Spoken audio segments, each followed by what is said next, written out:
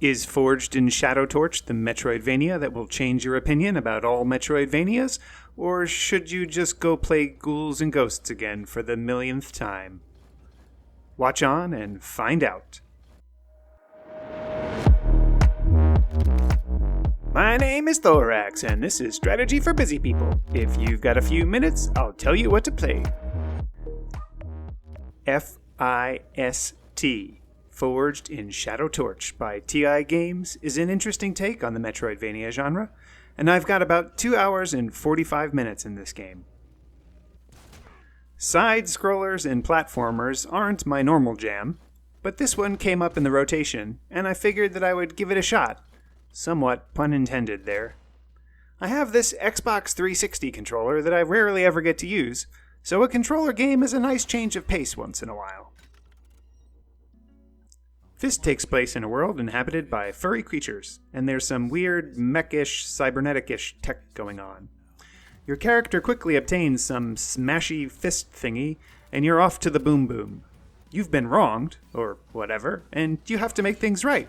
And, of course, making things right means rock'em sock'em robots and breaking and entering.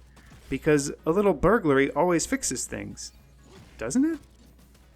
If you've played Salt and Sanctuary, some of the mechanics here will feel a little familiar, because they're essentially the mechanics out of fighting games. You guessed it, it's combo time. And not the awesome peanut butter pretzel kind. What's your favorite combo flavor? Let me know in the comments. Anyway? As you smash up robots, they drop coins, which you can redeem at a vending machine for skills. You can also repair yourself, which mostly just looks like getting scrubbed clean. And occasionally you can buy items like carrot juice. And, of course, why wouldn't carrot juice restore your rabbit's cybernetic health? As you go around, you explore various areas of the map, some of which can only be opened by either finding a new smashy attachment or by using a special technique to bust open the door. There are some puzzle-like elements to the game in terms of figuring out how to navigate various obstacles. It's typical platformer stuff, but none of it felt lame or cheesy. Bosses, as expected, have their own special timings and abilities that you need to figure out quickly. The penalty for dying isn't too severe, so you don't have to be too cautious about experimentation, unlike your freshman year of college. And especially unlike the aforementioned Salt and Sanctuary.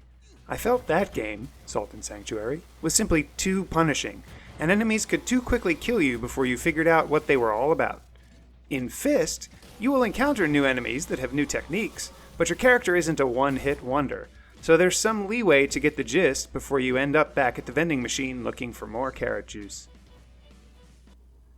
It's unclear whether FIST has randomly generated maps. I only played it from the start once.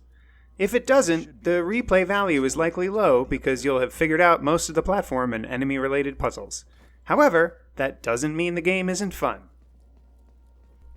Before I give my final verdict, take a moment to like this video and subscribe to the channel.